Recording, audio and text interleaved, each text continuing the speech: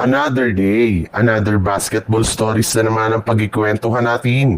At ngayon nga ay ang pag-uusapan natin ang balitang maglalaro na nga daw sa Lakers si Luka Doncic at ang balitang trade sa pagitan ng Miami Heat at Golden State Warriors. Magpapatuloy na naman nga ngayong araw ang mga laro ng Los Angeles Lakers sa preseason laban sa Golden State Warriors kung saan inaasahan na nga na maglalaro na dito ang kanilang mga players na sina Austin Reeves at maging si Marcus Smart na magkakaroon ng debut game sa kanyang bagong team. Bukod rin nga sa kanila ay nakalista na rin naman nga bilang questionable ang kanilang superstar na si Luka Doncic. Sa madaling salita, maaari nga na hindi na naman ito maglaro sa kanilang lineup bukas na umaga. Ngunit hindi rin naman nga dapat ito ipag-alala ng kanilang team dahil maayos rin naman nga kahit papano ang kalagayan nito. Wala rin naman nga daw iniindang injury ngayon si Luka Doncic, sadyang kailangan lamang nga nito na magpahinga matapos ang kanyang paglalaro sa nakalipas na Eurobasket. Inaasahan rin naman nga daw na makakapaglaro si Luka Doncic sa dalawa sa kanilang mga preseason game sa mga susunod na araw.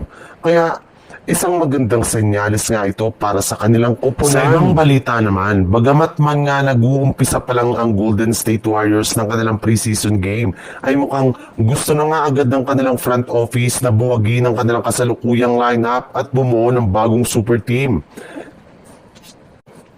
At eto nga ay sa pamamagitan ng pagkuha nila sa isang trade kay Bam Adebayo para itandem kay Jimmy Butler, Stephen Curry at Draymond Green. Para nga sa inyong kaalaman, umaabot nga ng $37 million kada taon ang kontrata ni Adebayo.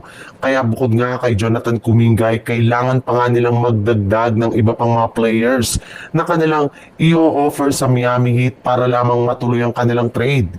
Yes, kailangan nga nila makagawa ng isang blockbuster kung gusto man nila na makuha si Bam Adebayo.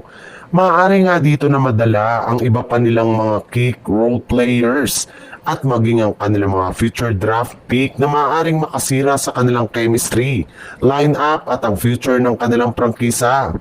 Pero magiging worth it rin naman nga ang ganitong move dahil once na makuha nila si Adebayo ay makakabuo na sila ng isang legit na championship super team na maaaring makagawa ng bagong dinastiya sa mga susunod na taon sa NBA.